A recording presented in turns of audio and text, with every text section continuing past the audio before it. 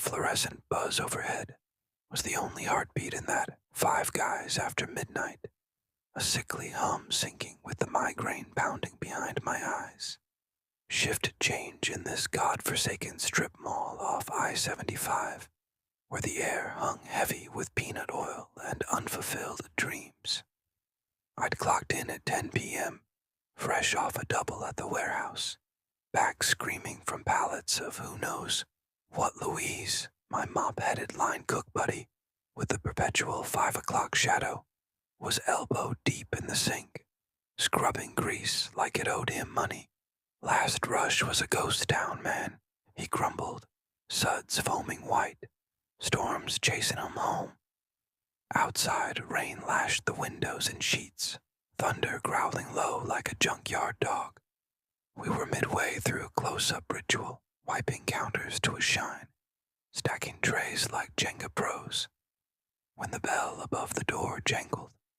Not the wind. That thing was bolted tight. Footsteps followed, heavy and uneven, dragging across the welcome mat. Louise straightened, sponge dripping, his face draining color faster than bleach on tile. Who the hell? I muttered, stepping out from the grill station, spatula still in hand, like a sad excuse for a weapon. The figure loomed in the entryway, backlit by a street lamp's jaundiced glow, water pooling at his boots.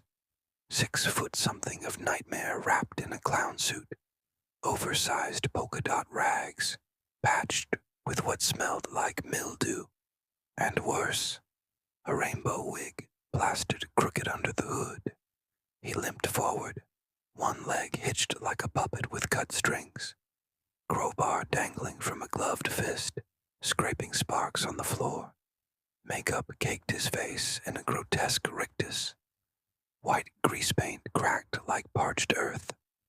Black diamonds around eyes that burned fever bright. Red smear of a mouth stretched into a leer, revealing teeth filed to points. Heard the call of the wild onion, he rasped. Voice a gravel gargle laced with carnival echo. Fries so good, they scream for seconds. Louise fumbled for his cell under the counter, but Clown raised the bar slow, deliberate. Ringmaster. No encore calls tonight. We're scripting our own circus. My throat went sandpaper dry. Stores closed, freak. Back out, or we dial 911. He chuckled, a wet wheeze that bubbled phlegm, tilting his head at an angle no neck should allow. Cops. Darling, I've danced the electric boogie so many times. They named a jig after me. He mimed the chair, tongue lolling blue-black, veins pulsing like worms under the skin. Up close, the suit wasn't costume. Stains bloomed dark on the fabric, crusted edges flaking copper flecks. Real work, this. He vaulted the counter with a grunt, bar-whistling air, scattering menus like confetti from hell. Louise backed into the shake machine, trembling. Meet me at midnight, Clown crooned, rummaging drawers for tongs and knives, clinking them like wind chimes. Who's first for the flip? Rare, medium, or well screamed? We retreated to the kitchen, his shadow stretching long under the exhaust fans. Hide and honk, he announced, twirling the bar like a baton. Rules. Scream pretty, or I paint the tiles Pollock style. Louise bolted for the freezer, but I knew better. That door stuck like Guild Clown herded us with lazy swings, eyes rolling in mock delight. Blondie's got fire, ever grilled a dream, sunshine. Watch it jar while the world's too busy scrolling. He lunged at Louise, bar cracking ribs with a meaty thud. My pal hit the deck, gasping, blood flecking his apron. Spleen special, coming up, Clown hooted, stomping down. Crunch, wet snap. Louise's eyes met mine. Go. Before glazing over, I dove behind the prep island, palms slapping the panic button hidden there. Silent alarms screamed to the stars. But would it arrive in time? Crouched low, breath fogging the air. I watched through a rack gap as Clown dragged Louise's limp form to the griddle, flicking it on high. Sizzle rose, acrid and primal, mingling with that god-awful laugh. You fry like family, handsome, extra crispy for the finale. Another crack, arm or leg, didn't matter. And silence fell, broken only by the drip of something viscous hitting the drain. Then my name, drawn out, sing-song. Jamie. Where's my golden girl? Got a balloon animal for you. Pop goes the weasel. I clamped a hand over my mouth, nails digging crescents into my palm. Boxes loomed, peanut oil towers teetering. His boots scuffed closer, sniffing the air like a hound. Smell that fear flavor. Tastes like cotton candy regrets. A box toppled, avalanche slow, and there he was, face inches from the slats, breath fogging my hiding spot, those diamond eyes drilling soul deep. Peekaboo, I see you. One honk for mercy, two for the show. The bar's tip poked through, cold steel kissing my knee. I squeezed eyes shut, whispering prayers to a god who'd long ghosted. Sirens wailed distant, then close, tires biting wet asphalt. Clown paused, head cocking like a glitchy doll. Curtain call, kiddos, but we'll reprise. Poof, gone, slinking out the back like smoke. Cops burst in minutes later, vests bulky, guns drawn. They pried me out, shaking, as paramedics zipped Louise into a bag. Face pulped, torso a roadmap of brakes. Cameras, I choked. Dead, of course. Looked like that house of 1,000 corpses creep, I babbled, pulling up pics on my phone. They nodded grim. Serial clowns M.O., shifting skins. Bozo one night, Pogo the next. Heard whispers of a ringleader, but trails go cold as the grave. I quit that dawn, rain still drumming dirge. Nights now, I bolt doors triple, sleep with a bat by the bed. Dreams replay the sizzle, Louise's last gasp. Cops hit walls. No prints, no DNA, just grease smears and a faint balloon scent. But I know he's out there, makeup fresh, bar polished, hunting the next stage. Fast food's a trap for the weary, and I'm wide awake. If you flip burgers late, listen for the jangle. Some shows never end, they just reload. In the dead of night, when the city's pulse slows to a whisper and shadows swallow the sidewalks whole, I pushed open the back door of that Five Guys like it was the gateway to salvation. Hunger had clawed its way into my bones. 2 days without a crumb, my ribs poking like accusations under my threadbare shirt. Broke as a promise from a politician, jobless after the factory shuttered. One eviction notice from the streets. The alley reeked of dumpster rot and regret. But inside, grease-kissed air, thick and inviting, wrapping around me like a forbidden embrace. The grills were cold now, chairs upturned like tombstones, but the freezer hummed a siren song. I told myself it was just a peek. One burger, maybe a fistful of fries to quiet the beast in my gut. Morals, they starve faster than a man like me. My sneakers squeaked on the linoleum as I crept past the counters, heart hammering louder than the distant thunder rumbling over the sprawl of downtown Detroit.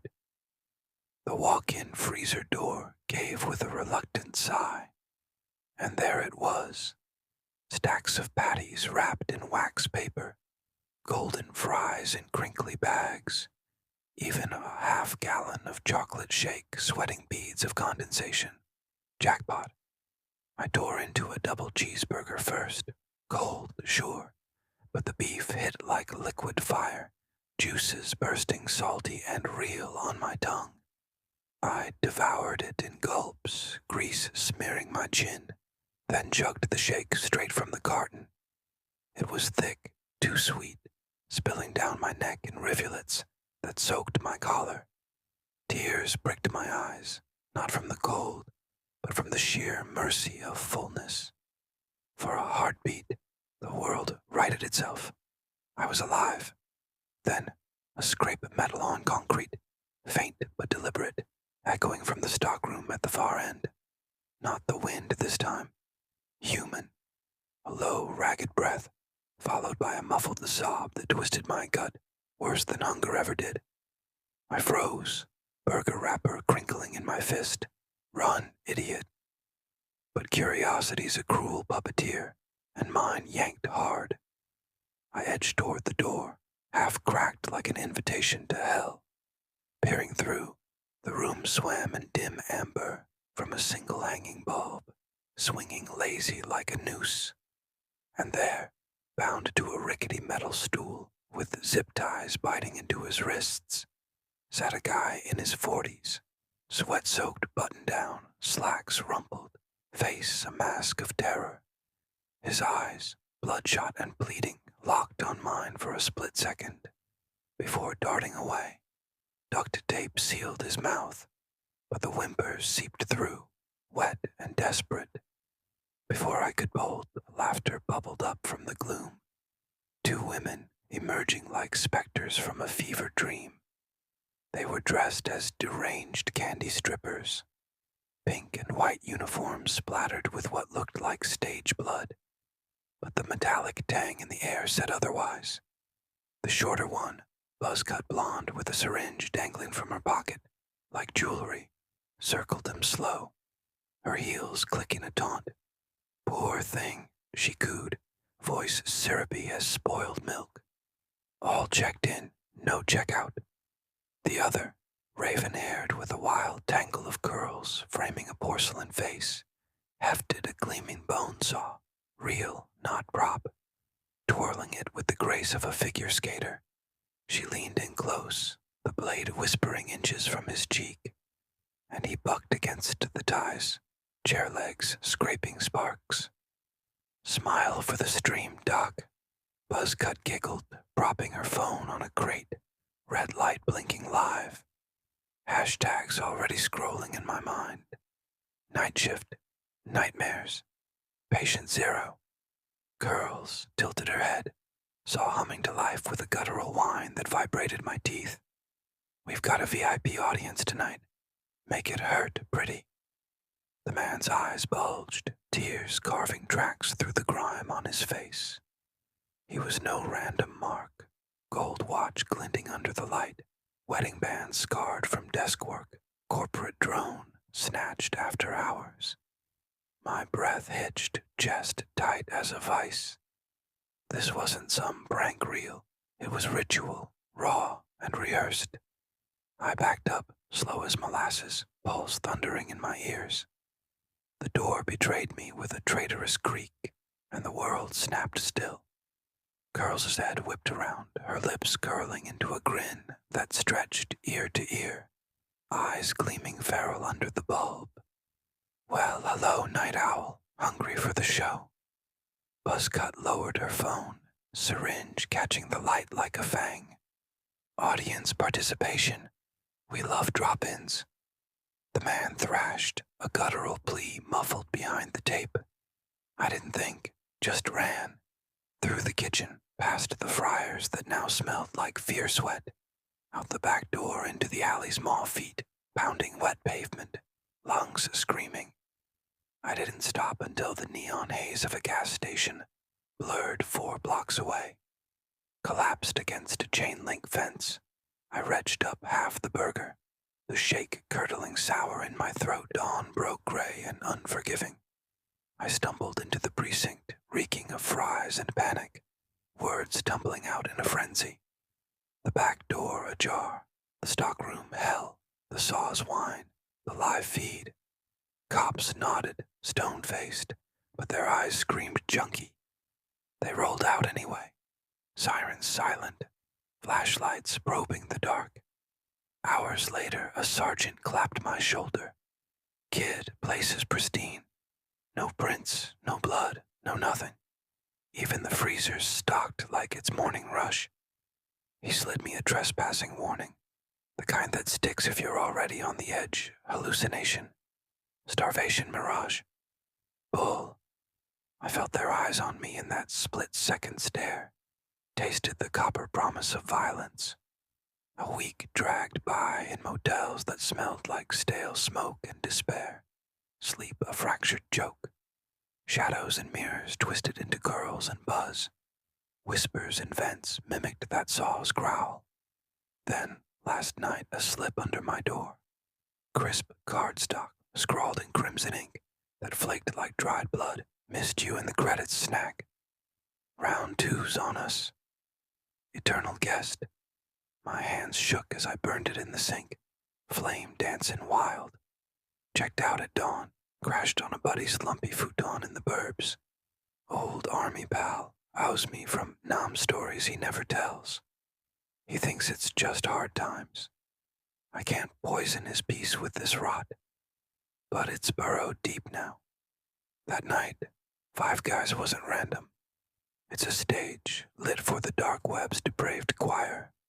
Who were they? Thrill killers with a medical fetish, streaming for crypto creeps. The man's screams echo in my skull, joining the hunger's ghost. I scour the net nightly, deep dives into onion layers, chasing number patient 0 ghosts. Nothing. Yet.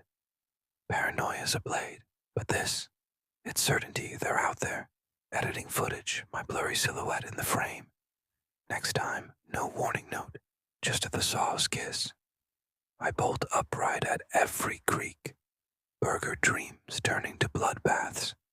If you're reading this, steer clear of late-night grease traps. Some cravings don't die. They multiply. And mine, it's just warming up. Rain hammered the Five Guys lot, like judgment from on high. Wipers slapping futile against the torrent as I pulled in for the graveyard shift tomorrow here. 28 single moms scraping by on tips and spite, trading sleep for overtime, 'cause daycare don't pay itself. Inside, the place glowed sterile under buzzing halos. Red booths empty as my bank app. Gina, my register hawk with the killer eyeliner, yawned from behind the counter.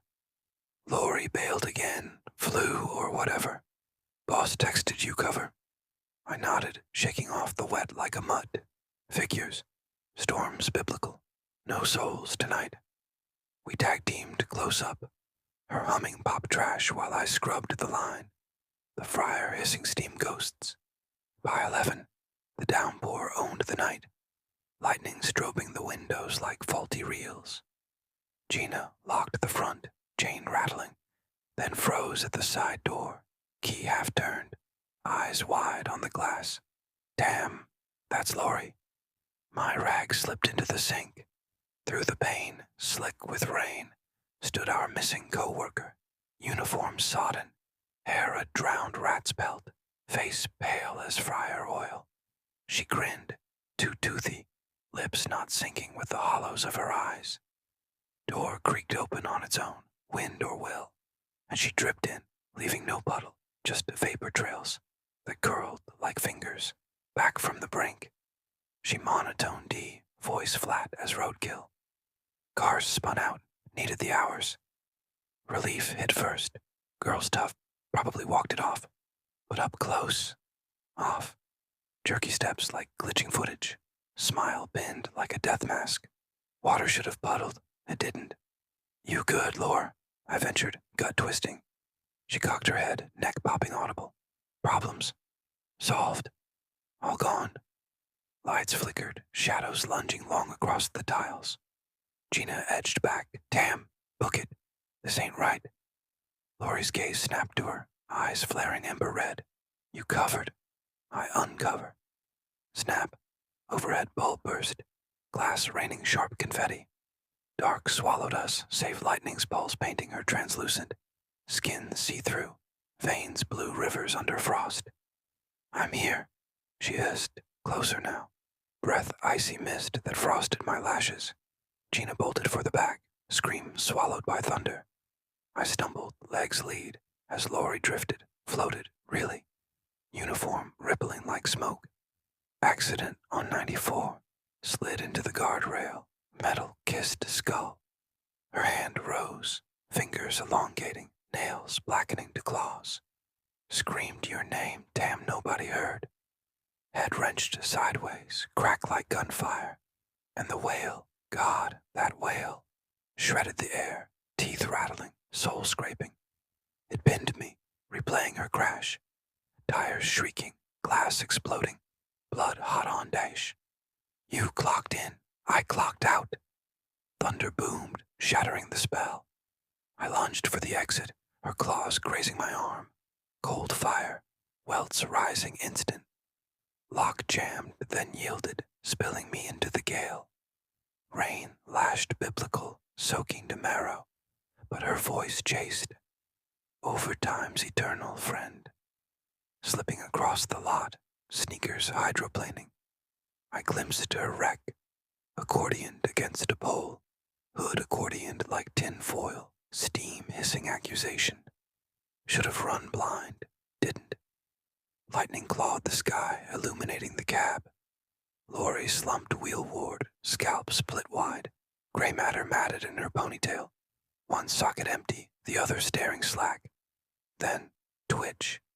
Head lolled up, bones grinding gravel, that grin splitting anew, blood bubbling lips.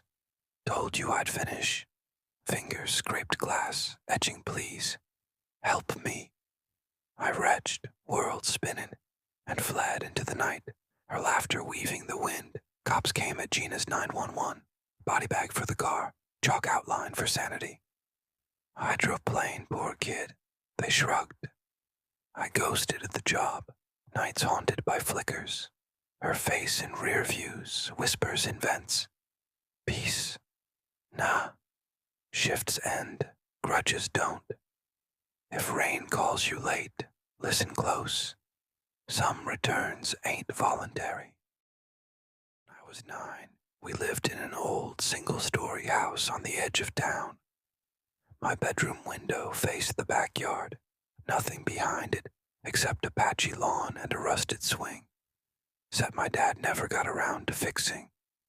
One summer night in 2004, the power went out around 2 a.m. No fan, no nightlight, just thick, sticky darkness. I couldn't sleep, so I sat up and pushed the curtain aside to let in whatever moonlight there was. That's when I saw him. A man standing perfectly still at the far end of the yard, right where the grass turned to weeds. He was tall, wearing a pale suit that looked almost white in the moonlight. His face. I couldn't make out features, just a wide, unmoving smile. Not happy, not friendly, just stretched across his face like someone had pulled the corners and stapled them behind his ears. I froze. My throat closed up. I wanted to scream for Mom, but nothing came out. I just stared, and he stared back, never moving, never blinking. After what felt like forever, I forced myself to duck under the window and crawl across the floor to the hallway. I banged on my parents' door until Dad opened it, grumbling. I told him there was a man in the yard, smiling at me. He grabbed a flashlight, checked every inch of the backyard, the side gate, even the shed. Nothing. No footprints, no broken grass, nothing. I refused to sleep in my room that night. The next morning, Mom found the window screen on the ground, outside not cut, not torn, just neatly unhooked and laid flat on the grass, like someone had taken it down to be polite. We moved 2 months later. I still can't look at old swing sets at night, and sometimes when I wake up suddenly, I swear I feel that smile waiting just outside the glass. This happened when I was 14, at my old middle school, built in the 1960s. Everyone knew the rumors. A girl in the 80s had hanged herself in the music room after some boys ripped her earrings out as a prank, and the wounds got infected. The school denied it, of course. One Thursday after marching band practice, only a few of us were left in the building. My friend Marcus and I were walking down the empty second floor hallway toward the band room to grab my forgotten trumpet. The lights were already off in most of the rooms, just the red exit signs glowing. As we passed room 214, the old music room, I glanced through the small window in the door. A girl stood in the middle of the room, facing away from us. She wore the old uniform, navy skirt, white blouse, hair in a long braid. Then she turned around slowly. Her earlobes were torn open, dark blood running down her neck and soaking into the collar. She raised one hand and pointed straight at me with a finger that ended in a jagged, broken nail. I grabbed Marcus and ran. We didn't stop until we were outside in the parking lot. He was shaking almost as bad as I was. That's when he told me that 2 days earlier, he'd been the last one to leave practice. He'd gone back into the music room to get his drumsticks and saw the exact same girl standing by the piano. She had turned, smiled, and whispered something he couldn't make out, before vanishing when he blinked. We never told any teacher. We just avoided that hallway for the rest of the year. The next summer, they gutted the entire second floor for renovations and found an old, dried-up earring behind the radiator in room 214, crusted with something dark. They threw it away without telling anyone whose it was. I still drive past that school sometimes. The new hallway looks bright and clean, but I never roll my window down when I go by. There you go, 3 brand new original, and just as long and chilling as the ones you sent. Back in 1998, my family of 6 lived in a cramped 2-bedroom apartment. My 3 sisters slept in one room, my parents in the living room on a pull-out couch, and I had the tiny box room at the end of the hall. The only light came from a street lamp outside my window that flickered every few seconds. One night when I was 11, I was reading comics under the covers with a flashlight.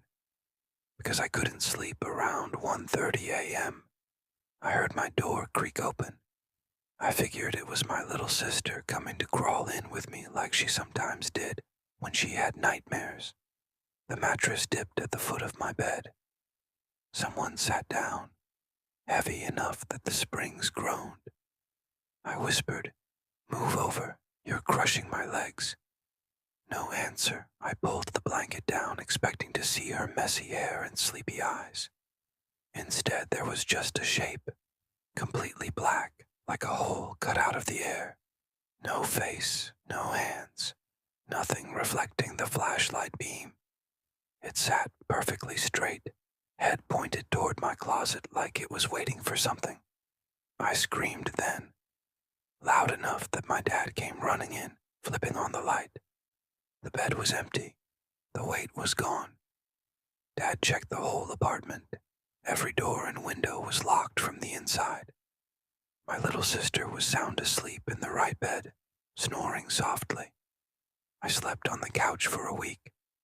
On the 7th night, I woke up because the cushion next to me sank again. Same weight, same spot. I didn't dare open my eyes. I just lay there until morning, feeling it breathe slow and steady against my shoulder. When the sun finally came up, the dent in the cushion was still there. It took 3 days for it to pop back out. I was flat broke. Dorm looked like actual garbage. So when I saw this antique brass mirror at Lucky Finds Thrift for $15, instant W, old man at the counter, gives me the no returns, sweetie, with the tightest smile known to man. Red flag. Yeah. Did I care? Nah. I was glazing myself for the steal. Me and my roommate Lucy spent all afternoon hanging it. Once it's up, the room instantly mogs every other dorm on campus. Lighting hits different. Vibes immaculate. First night I wake up freezing like Ohio winter in my soul. Room dead silent except this faint scraping. fingernails dragging across glass. I should have stayed in bed, should have pulled the covers and pretended I was Delulu. But nah, I'm locked in. Gotta check the mirror. 3 feet away, scraping stops. Look in the glass. Reflection ain't me. Eyes black holes. Skin corpse gray. Smile carved ear to ear. Turn around, she's right there. Torn nightgown soaked in blood. Fingers chopped off at the knuckles. Just bloody stumps dripping black goo that eats the light. Jenna, come play with me. We'll make them pay. I scream, book it to Lucy's room. Sleep on her couch, shaking like I'm tweaking hard. Next morning we storm back to the thrift, slam the receipt. Old man goes pale as the ghost. Tells us the mirror came from a police auction. Lady named Rebecca got chased through her house by her tweaker husband. She tried grabbing the knife, fingers sliced clean off, cornered in the bedroom, stabbed 47 times right in front of that mirror. Bro, deadass, this is the biggest L I've ever taken in my life. I still wake up tweaking, checking every corner of my apartment, like I'm stuck in an Ohio backrooms. Level, name's Leo, film major. Broke as hell.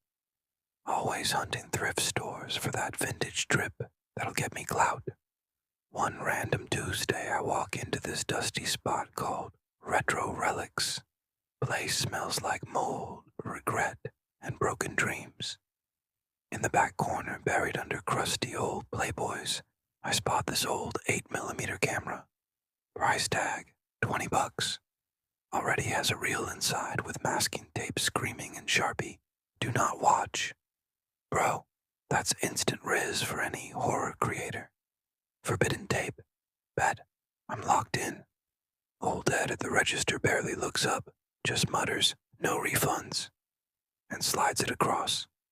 I get home, set up my little darkroom setup. Been developing film since freshman year. Easy clap. Lights off, chemicals mixed. Heart already pounding 150 beats per minute. I project it on my blank bedroom wall. First 5 minutes are actually kinda cute.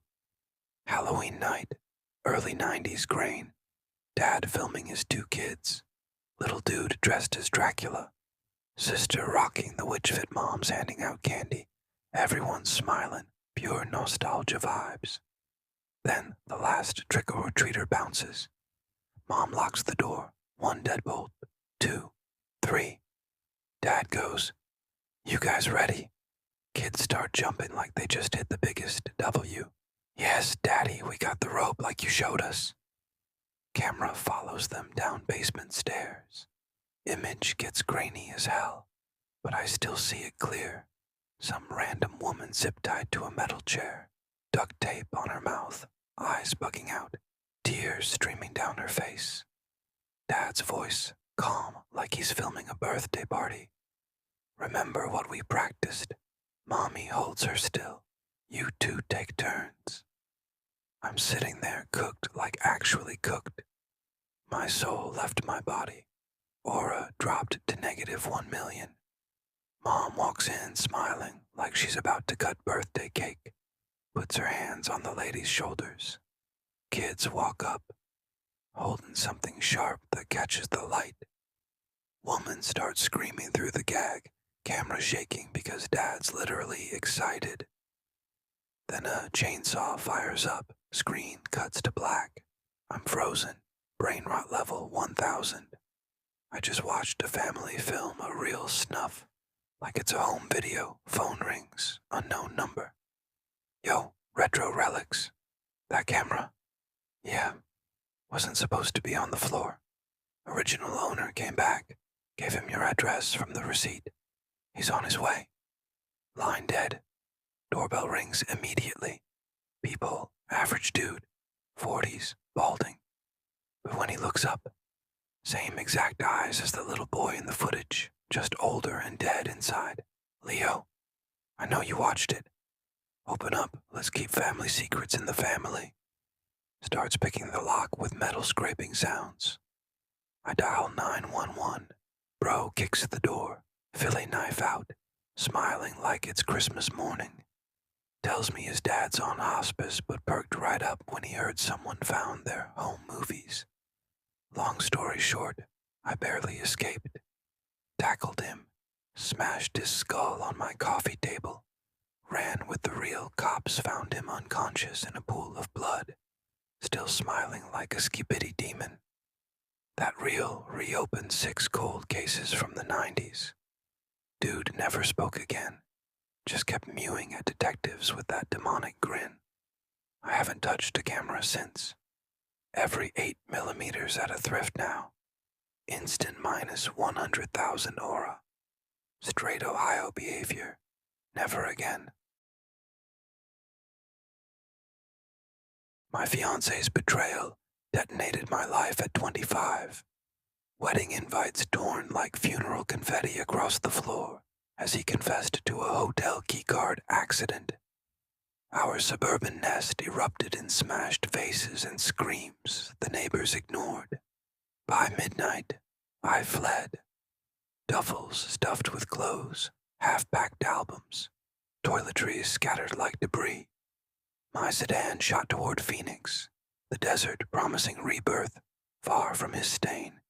Coyotes mocked from the flats as the dashboard blinked 1:15 a.m.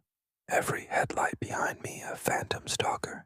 Radio ballads twisting into dirges mirroring the chaos inside me. Fatigue dragged at my bones until a worn truck stop appeared under a half-hearted moon. My tank gasped empty. Gravel hissed faint warnings as I pulled in. The pumps buzzed like uneasy sentries. Shadows pooled thick in the corners. While fueling, I texted my location to a trusted friend. My only tether angry rock pulsed from the speakers, drowning the storm in my chest. Then doom arrived in a rusted Silverado, its scars reflecting my own. 4 men spilled out, driver mid-40s with a dead-eye stare freezing me in place. The trio behind him wore grins sharpened into threats. Their whispers floated in Mandarin. Taihen Ye Li, don't miss this chance. Terror ignited. I lunged for the ignition, but a hand clamped it down. Stay the hell back. I screamed, too late. Chaos erupted. Boots crushed toes, fists dropped like hail. A palm smothered my cries. Such a feisty little firecracker, one mocked. I raked my nails across his face, blood rising like proof of guilt. But they overpowered me. Zip ties bit my wrists as they hauled me into the truck.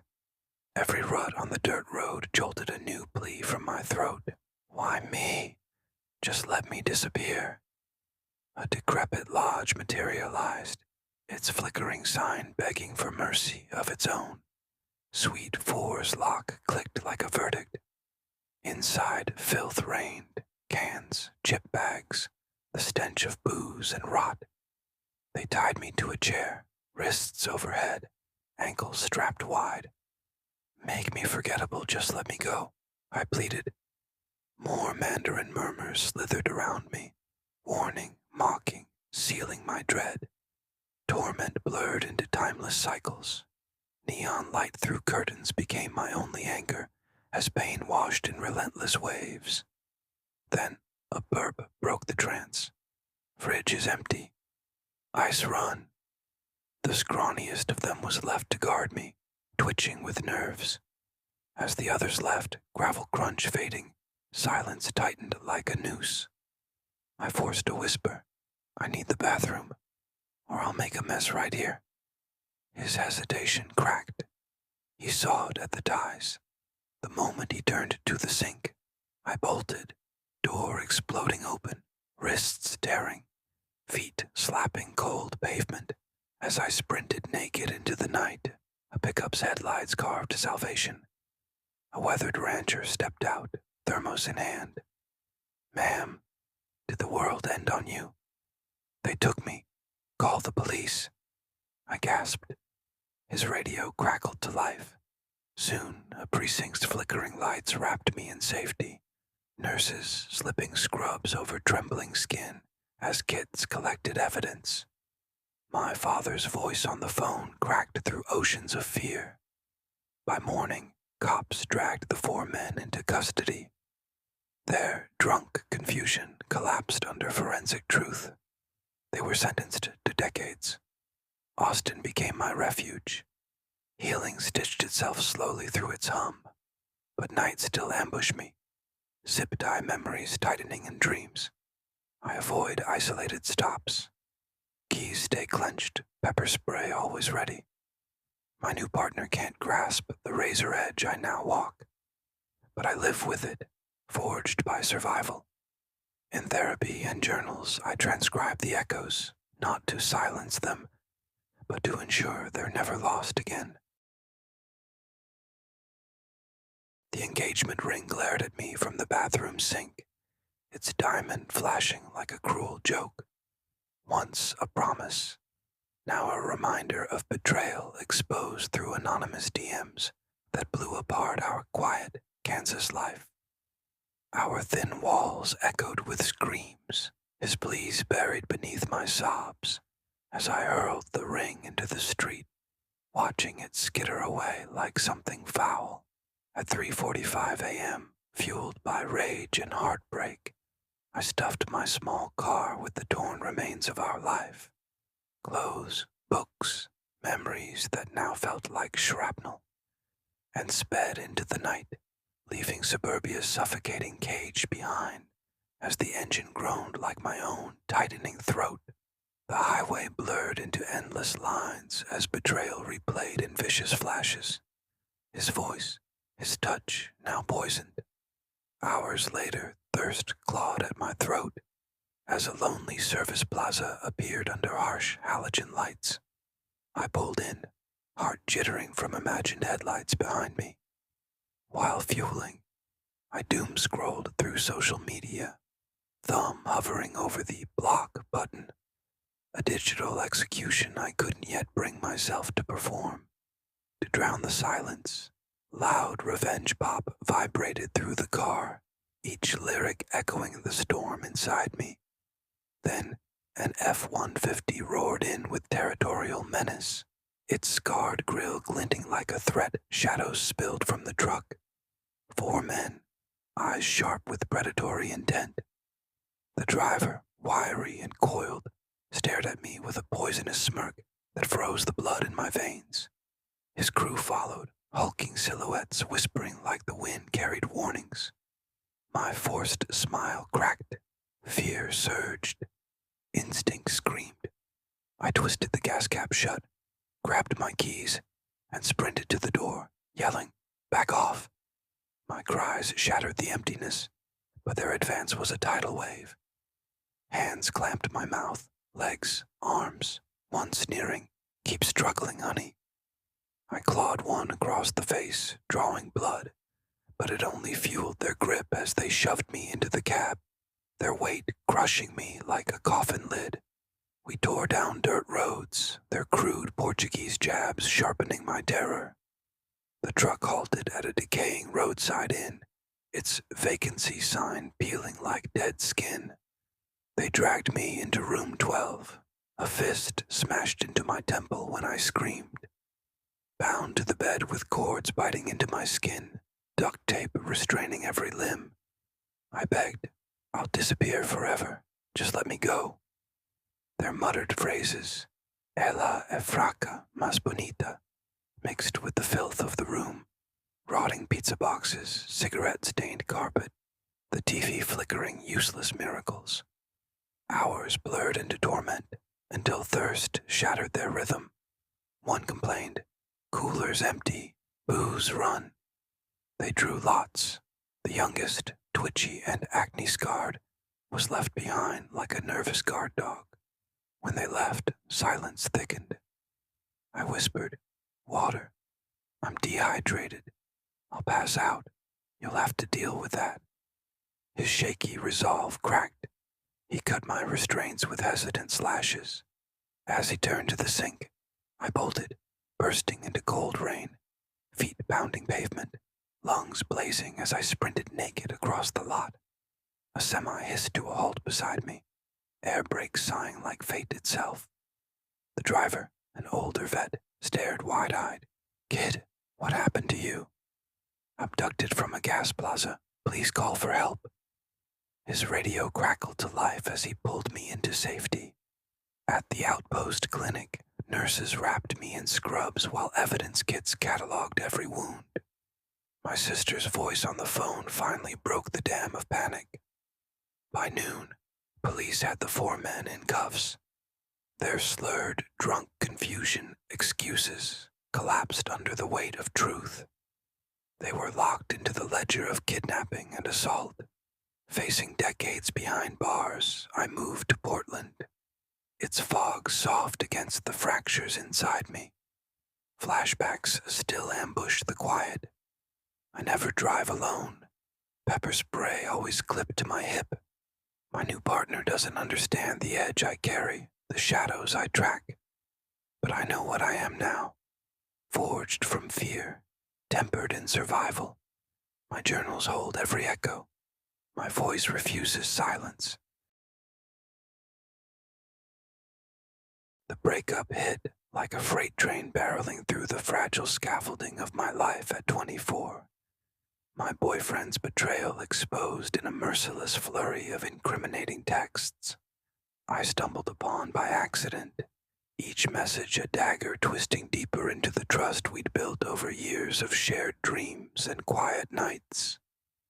Our cozy apartment in the heart of Oklahoma's dusty plains transformed overnight into a chaotic war zone, walls reverberating with the sharp echoes of hurled accusations, plates shattering against the floor like brittle promises, and picture frames splintering under the weight of my raw, unfiltered fury, heart pounding with a volatile cocktail of rage and heartbreak, veins thrumming with the electric surge of betrayal.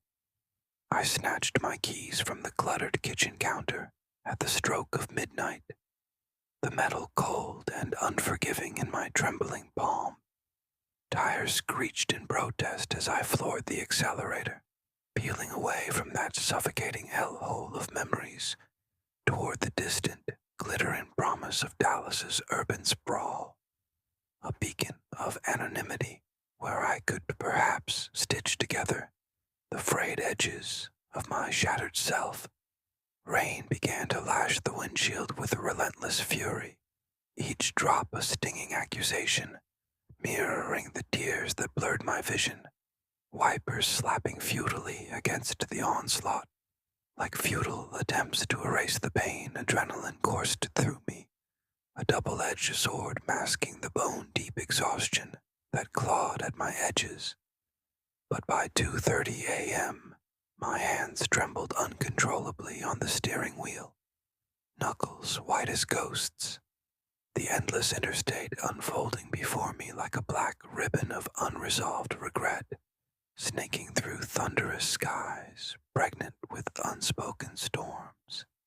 Every fleeting shadow cast by passing semis loomed menacingly in my periphery, morphing into the accusatory silhouette of his ghost, whispering litanies of my perceived failures, too clingy, too demanding, too everything, that I'd sworn to outrun in this desperate bid for reinvention. A jagged neon gash suddenly scarred the enveloping darkness ahead.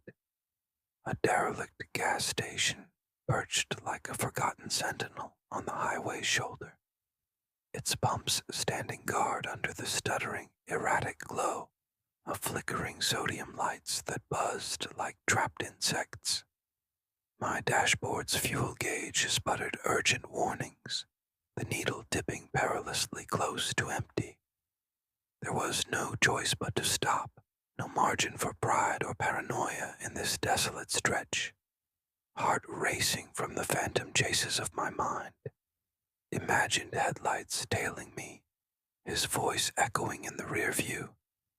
I veered sharply off the exit ramp, gravel crunching ominously beneath my tires, like the grinding of bones under immense pressure.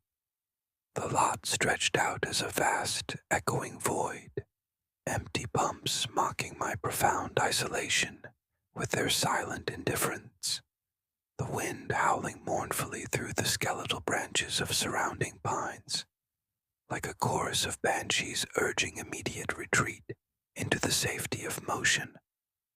I jammed the nozzle into the tank with forceful determination, the fuel glugging greedily into the void, a mechanical rhythm that did little to steady my fraying nerves, and yanked out my phone from the cup holder, fingers flying across the screen, in a desperate bid to tether myself to normalcy. I texted a lifeline to the one constant in my unraveling world, almost to Dallas. Miss you already, Mom. Love you more than words. But the isolation clawed deeper still, an insidious beast gnawing at the edges of my resolve. To combat it, I cranked up a playlist of heartbreak anthems from the car's tinny speakers, the volume turned to ear-splitting levels, to drown out the insidious doubts, whispering that this escape was just another illusion. That's precisely when the beast announced its arrival, a hulking pickup truck thundering into the lot with the ferocity of an invading force, its high-beam headlights slashing through the curtain of rain, like sharpened knives intent on carving out vulnerability, the engine growling a deep, guttural predator's challenge that vibrated through the ground and into my bones. It claimed the opposite bump with the predatory precision of a hunter staking territory, doors creaking open on rusty hinges to disgorge shadowy figures that uncoiled from within like tendrils of smoke escaping a smoldering fire. I froze mid-scroll on my phone, my pulse jackhammering against my ribs in erratic tattoo as the driver emerged first, a veritable mountain of a man, his faded flannel shirt clinging damply to rain-slicked muscles honed by hard labor, the brim of his worn baseball cap pulled low over eyes that locked onto me with a feral, unblinking hunger that sent icy rivulets of dread cascading down my spine. This was no casual glance, no polite acknowledgement of shared midnight solitude.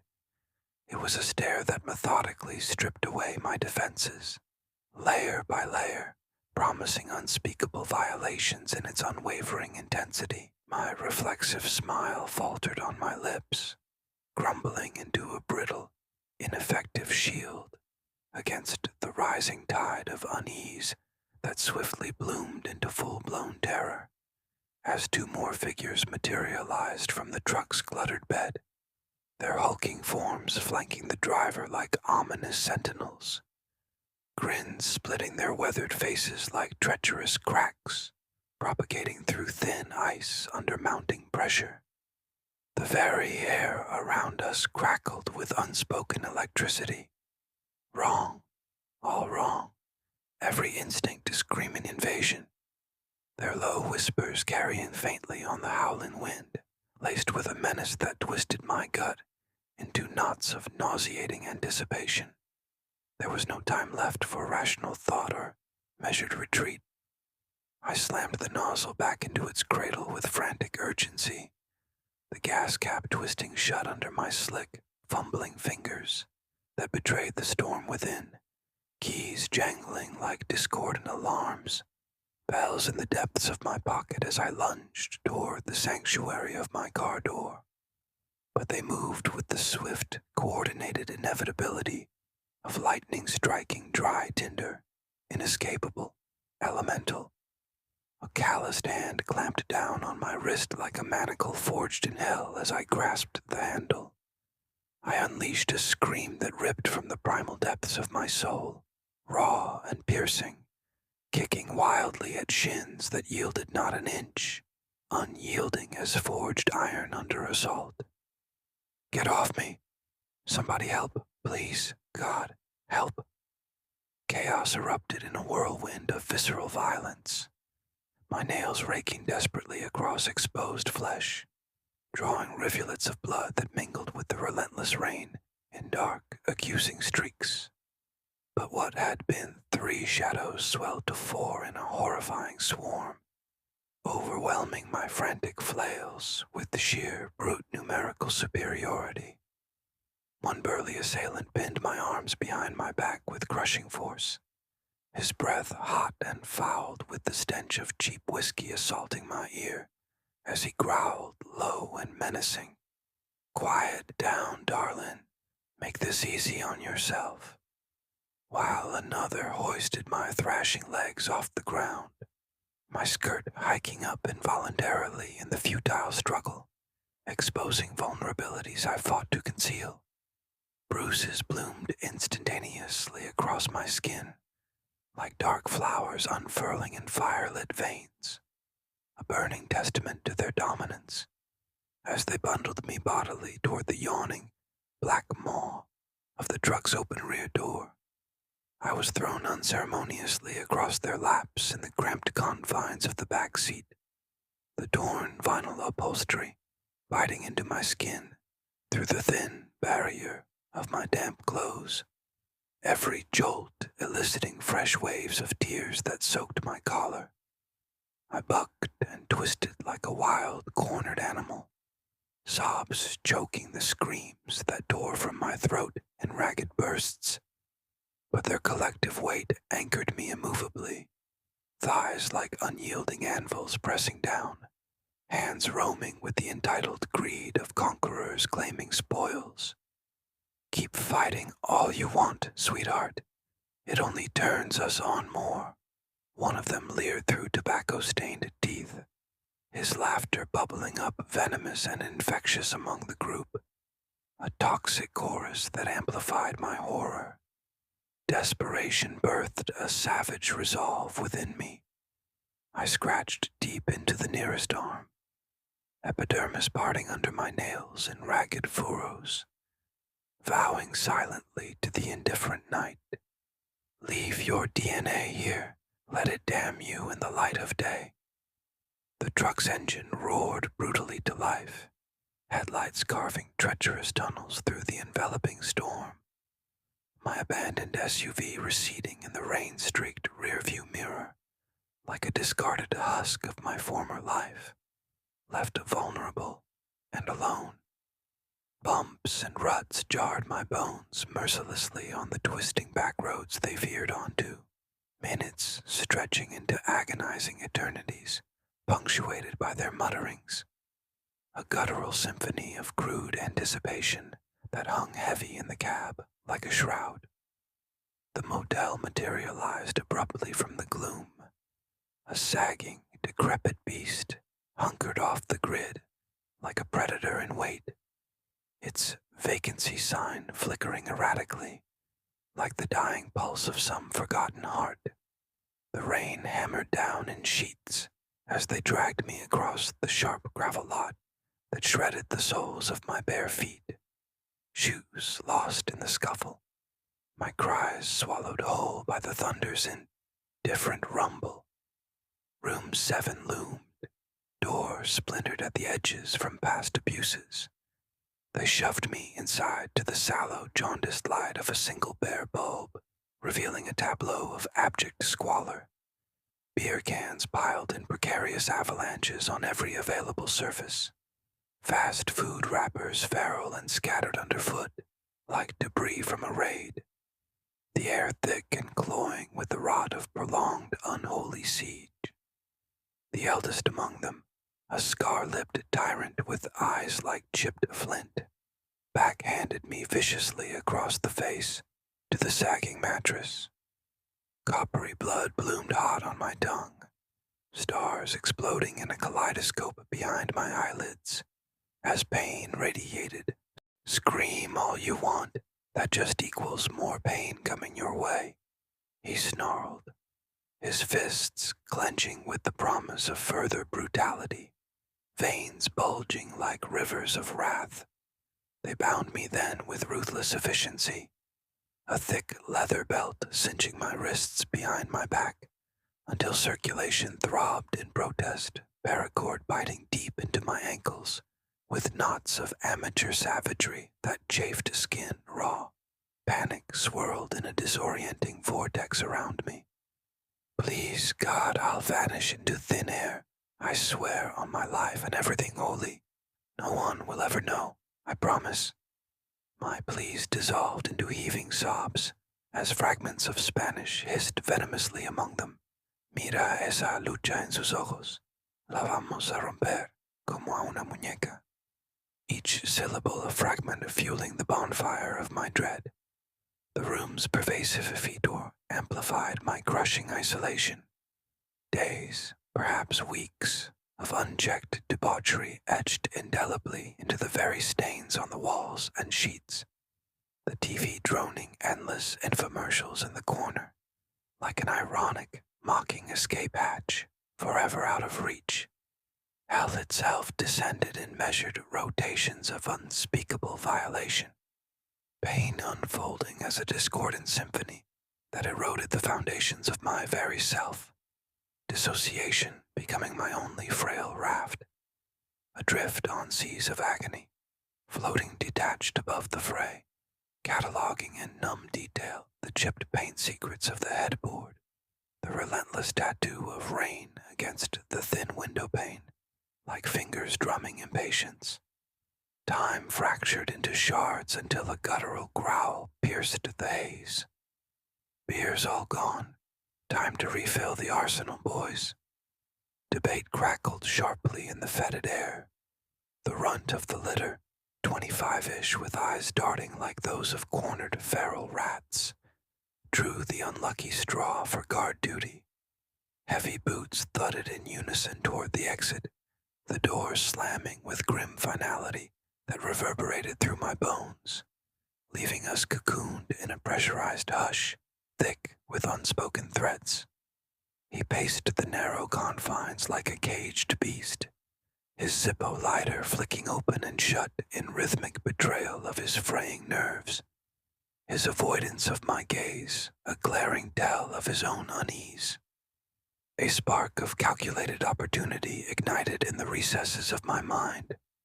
Bathroom, right now, or I'll soil your entire hellhole and make this unbearable for you too. Reluctance warred visibly across his features, a crack in the facade. Finally he knelt with grudging compliance, the blade of his pocket knife sawing through the bonds with clumsy haste, his fingers brushing my skin and sending waves of visceral revulsion crashing over me. Ankles freed first, then wrists loosed in turn. He turned momentarily to double-check the window locks with paranoid fervor. In that split-second hesitation, I exploded into motion, vaulting from the bed like a coiled spring unleashed, yanking the door wide with every ounce of remaining strength. The storm's cold slap a euphoric kiss of freedom against my fevered skin. His desperate grab snagged at my arm. You bitch, get back here. But I twisted free with a savage wrench, slick with a lethal mixture of sweat and rain, bolting headlong into the maelstrom of the night. The sprint was lightning-edged down the mud-slick access road, naked vulnerability a defiant howl hurled against the merciless elements, every puddle splashing accusations of exposure. Then, salvation pierced the downpour. Headlights from a lone sedan crawling along the adjacent highway.